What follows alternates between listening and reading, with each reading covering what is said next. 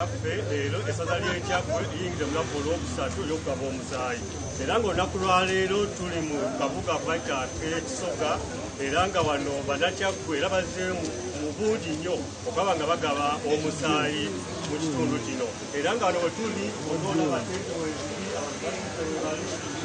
bonna bantu bagidde era nga mu kaseera kano twagala okwogerako n'omusawo kubamu abenyigidde mu nkola eno ey'okugaba omusaayi atubuulire baaki bafuddeyo okulaba nga bagenda mu nteekateeka eno ey'okugaba omusaayi. Musawo twagala weeyalire kubalabira fayina eyaffe mawulire gy'otobadde otubuulire lwaki mwenyigidde mu nkola ey'okugaba omusaayi.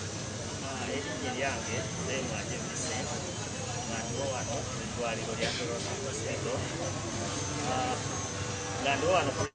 Herona Hospital ekintu kyonna ssebo ekikwatagana ne Ssaabasajja kasita kiba nga kiwomeddwamu omutwe Ssaabasajja Kabaka wa Buganda era onanga eddwaliro tetwetaaga kujjukizibwa Ssekulu.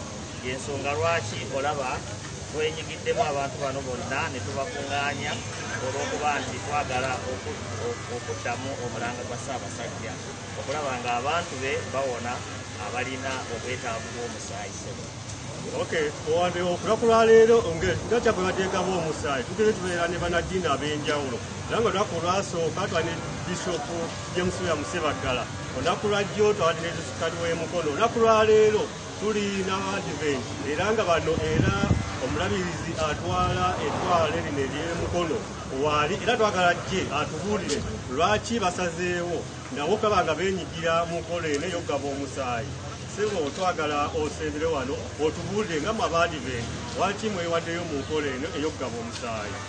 Sebo tweyanzeege omusumba Ssekitto Noah atwala ekitundu kino ekya Mukono twagala kwegamba nti twewaddeyo okwenyigira mu nteekateeka eno ey'okugaba omusaayi olw'ekiragiro kya Ssaabasajja Kabaka